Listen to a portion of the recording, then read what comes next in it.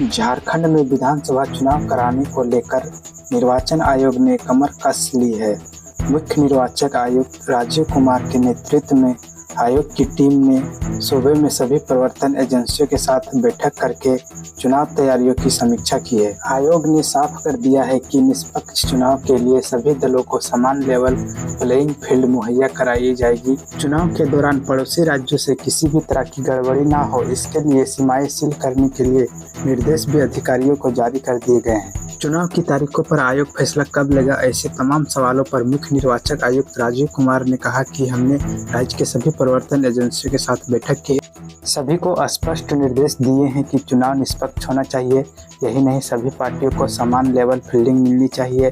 DM SP को निर्देश दिए गए हैं कि चुनाव में किसी भी प्रकार का प्रलोभन जैसे ड्रग्स आदि की समस्या से कड़ाई से निपटा जाए। मुख्य निर्वाचन आयुक्त ने यह भी कहा कि अधिकारियों को इलाकों को साफ सुथरा करने को कहा गया है। बॉर्डर से सील कर दिए जाएंगे। किसी भी पड़ोसी राज्य से झारखंड में किसी भी तरह की गड़बड़ी नहीं होनी चाहिए, ऐसे निर्देश अधिकारियों को जारी कर दिए गए हैं। हम चुनाव के लिए बिल्कुल तैयार है, प्रशासन दुरुस्त है। यदि कोई अधिकारी किसी पार्टी को फेवर करता पाया जाता है तो उसके लिए कठोरतम कार्रवाई की जाएगी। आयोग चुनाव की तारीखों पर कब फैसला लेगा, क्या झारखंड का चुनाव महाराष्ट्र के साथ होंगे, इस सवाल पर मुख्य निर्वाचन आयुक्त ने कहा कि हम परसों से महाराष्ट्र के दौरे पर जा रहे हैं। इसके बाद चुनाव की तारीखों पर निर्णय लेंगे।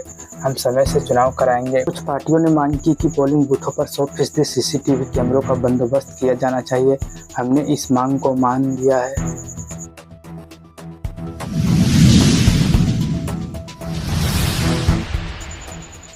झारखंड में बांग्लादेशी घुसपैठ बड़ा खतरा, भाजपा नेता बोले सीमा पर बाड़ लगाने नहीं दे रही ममता।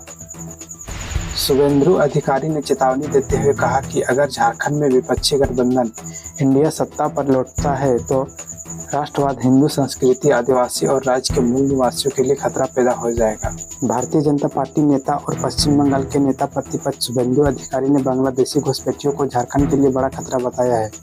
उन्होंने पश्चिम बंगाल के मुख्यमंत्री ममता बनर्जी पर आरोप लगाते हुए कहा कि अपनी तुष्टीकरण की राजनीति के चलते वह सीमा सुरक्षा बल बीएसएफ को बाड़ लगाने के लिए जमीन मुहैया नहीं करा रही है। शुभेंदु अधिकारी ने मंगलवार को धनबाद जिले में आयोजित भाजपा की परिवर्तन यात्रा में हिस्सा लेने के लिए झारखंड पहुंचे थे। इस दौरान बोकारो में पत्रकारों से बात करते हुए कहा कि पश्चिम बंगाल में 72 ऐसी जगह है जहां ममता बनर्जी सरकार ने बांग्लादेश से लगी अंतर्राष्ट्रीय सीमा पर बाड़ लगाने के काम को पूरा करने के लिए जमीन मुहैया नहीं की है। गृह मंत्रालय ने ममता बनर्जी से जमीन देने का आग्रह किया है, लेकिन वोट बैंक और तुष्टीकरण की राजनीति के चलते उन्होंने जमीन मुहैया नहीं की। उन्होंने दावा किया कि बांग्लादेशी घुसपैठी बिना बाड़ वाली सीमा के जरिए पश्चिम बंगाल में घुस रहे हैं। उनकी आबादी राज्य में 35% तक बढ़ गई है। अधिकारी ने कहा कि झारखंड और पश्चिम बंगाल को बांग्लादेशी घुसपैठियों से सुरक्षित रखने के लिए डबल इंजन वाली सरकार की जरूरत है। घुसपैठियों झारखंड के हिंदू समाज और आदिवासियों के लिए बड़ा खतरा है। भाजपा नेता डबल इंजन शब्द का इस्तेमाल केंद्र और राज्य दोनों जगहों पर पार्टी की सरकार के संदर्भ के लिए करते हैं। अधिकारी आगाह किया कि अगर झारखंड में विपक्षी गठबंधन इंडिया सत्ता लौटता है तो राष्ट्रवाद, हिंदू संस्कृति, आदिवासी और राज्य के मूल निवासियों के लिए खतरा पैदा हो जाएगा।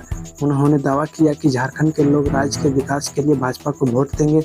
उन्होंने दावा करते हुए कहा कि झारखंड में करीब 90 लाख बांग्ला भाषी लोग हैं, जिनमें से 90% लोग भाजपा को वोट देंगे। झारखंड में कल से फिर बिगड़ेगा मौसम, 2 दिन बारिश की चेतावनी। झारखंड में एक बार फिर मौसम बिगड़ने वाला है। मौसम विभाग की माने तो कल से राज्य के कई हिस्सों में मौसम खराब रहेगा। पश्चिम मध्य बंगाल की खाड़ी और आसपास के क्षेत्रों पर एक निम्न दबाव क्षेत्र बनने की संभावना है। मौसम विभाग की माने तो झारखंड में एक बार फिर मौसम बिगड़ने का आसार है। मौसम विभाग ने 23 सितंबर को झारखंड के विभिन्न हिस्सों में गरज चमक के साथ झमाझम बारिश का येलो अलर्ट जारी किया था। मौसम विभाग की ओर से जारी वेदर बुलेटिन के मुताबिक झारखंड में 26 सितंबर तक मौसम खराब रह सकता है। मौसम विभाग की माने तो 25 और 26 सितंबर को सूबे में ज्यादा मौसम खराब रहेगा। दोनों ही दिन झारखंड के अलग अलग हिस्सों में गरज चमक के साथ जोरदार बारिश का येलो अलर्ट जारी किया गया है। दोनों ही दिन सूबे के अधिकांश हिस्सों में मौसम के खराब रह सकता है। अगले 24 घंटे की बात करें तो अधिकांश हिस्सों में मौसम साफ रहने का अनुमान है। इसी तरह के खबरों को देखने के लिए बने रहे हमारे साथ। तब तक के लिए धन्यवाद।